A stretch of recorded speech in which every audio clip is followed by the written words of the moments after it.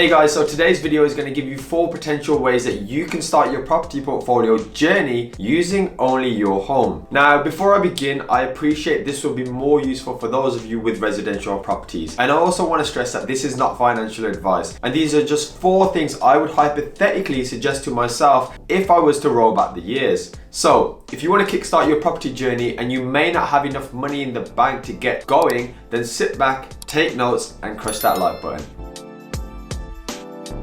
So let's begin with the least common and unorthodox method to begin with. Now, this is something I've personally done myself, and it involves selling your house in order to rent whilst you use the equity from the sale of your house to buy income producing properties to essentially then pay for your rent.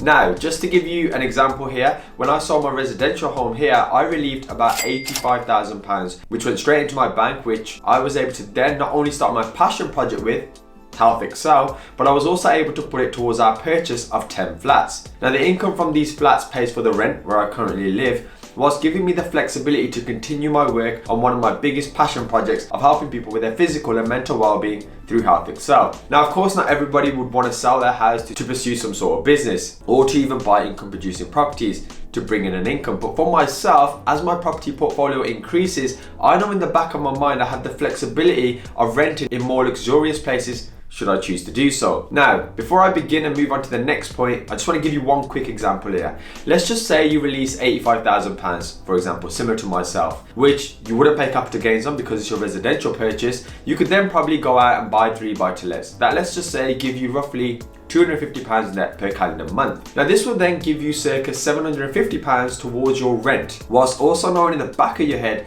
that you now have 3 properties going up in value over time, rather than just the one residential that you had in the first place. Now, of course, I have more videos on this, and if you need to learn the exact cost and the ins and outs of buy-to-lets, then please do check that out in the description below.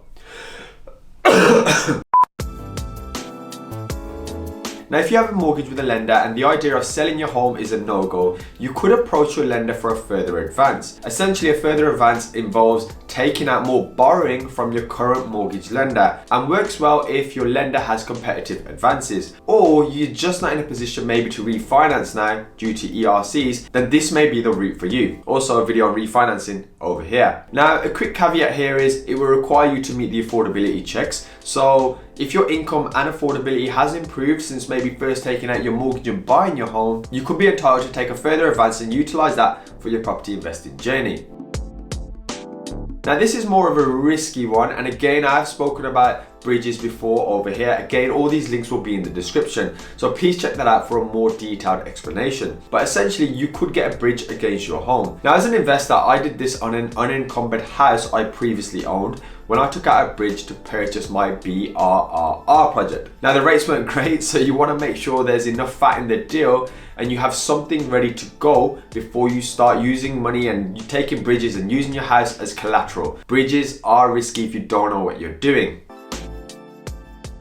Now, this is sometimes known as a second mortgage or a secured loan, and this may be the option for you. In fact, this is probably a better option than, in my personal opinion. Now, let's imagine you don't want a high interest charge like a bridge and you're unable to take a further advance out. Then you could potentially take out a second charge on your home. Now, the rates will be more than your residential house mortgage, but they are generally more flexible than a bridging loan. So it's something definitely to consider. Now, remember guys, for all of these things, you want to be speaking to a broker about your overall situation, and you want to check out the videos I've recommended in my description as well if you haven't already, to further increase your knowledge and terminology so you know what you're looking for. But that, in a nutshell, my friends, is 4 ways that you can kickstart your property journey using your home and get access to funds that you could be potentially sitting on right now. And if you learned something new or stuck around to the end, then a like would be very appreciated at this point, and maybe consider subscribing if you're new to the channel too. And with that guys, I hope you have an awesome day, and I look forward to seeing you next time. Thanks for watching.